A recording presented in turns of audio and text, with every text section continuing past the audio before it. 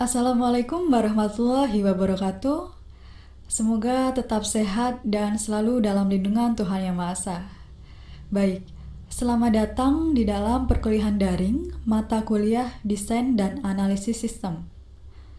Pada kesempatan kali ini, saya akan membahas mengenai tugas yang sudah saya berikan sebelumnya tentang kasus 2, yaitu siklus penjualan dari perusahaan Jim dan Klein. Tugasnya mencakup pembuatan diagram konteks, DFD, sampai dengan flowchart-nya. Nah, ini nanti akan saya bahas satu persatu. Nah, sebelumnya kita harus menganalisis dulu entitasnya itu siapa saja. Nah, berdasarkan dari keterangan yang diberikan, berdasarkan kasusnya, ada 4 entitas. Mulai dari pelanggan, bank, departemen penjualan, dan departemen akuntansi. Nah, di diagram konteks ini, proses dimulai dari pesanan pelanggan untuk membuat faktur penjualan. Nah, faktur penjualan dikirim ke departemen penjualan dan departemen penjualan akan mengupdate buku besar persediaan berdasarkan faktur penjualan.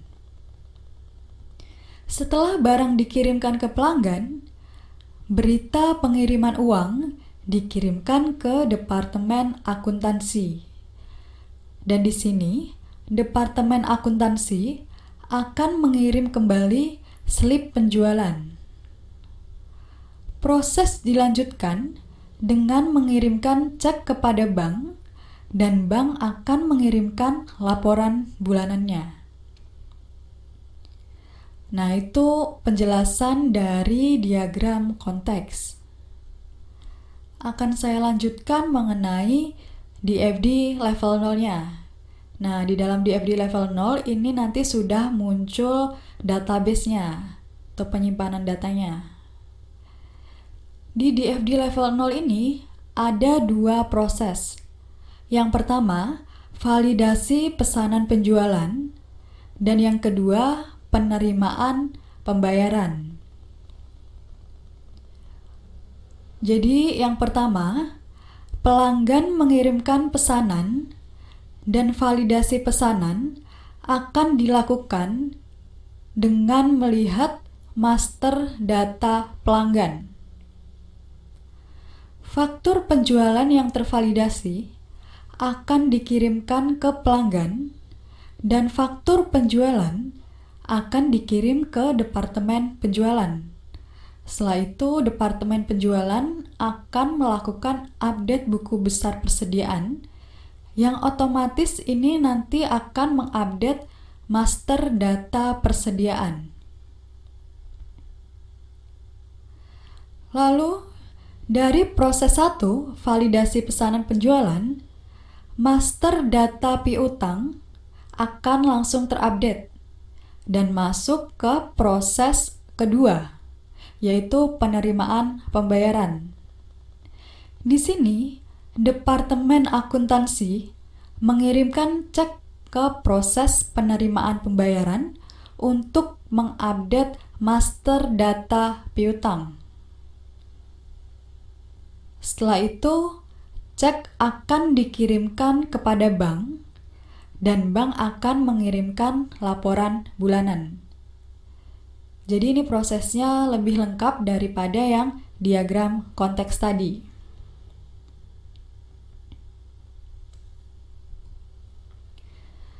Akan saya lanjutkan ke DFD level 1-nya.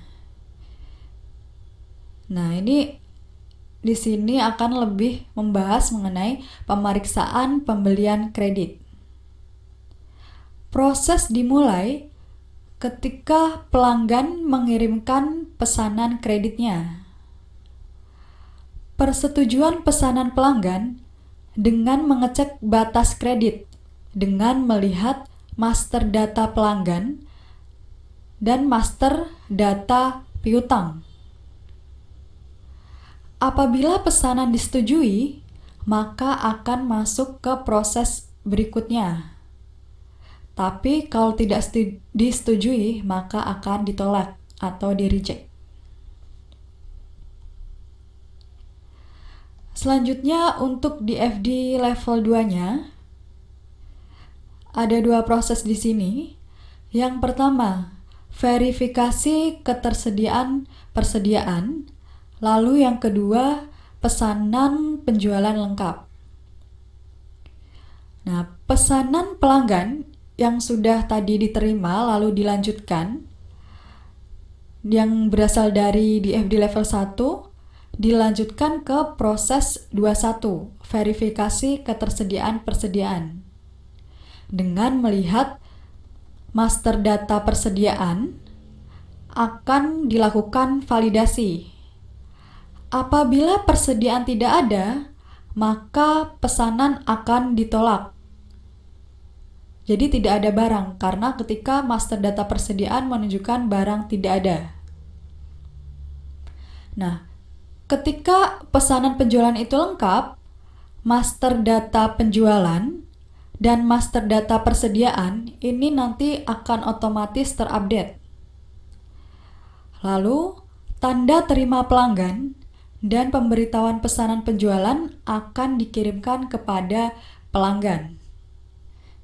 Nah, ini untuk DFD level 2-nya. Untuk pembahasan mengenai flowchart nanti akan saya lanjutkan ke video selanjutnya.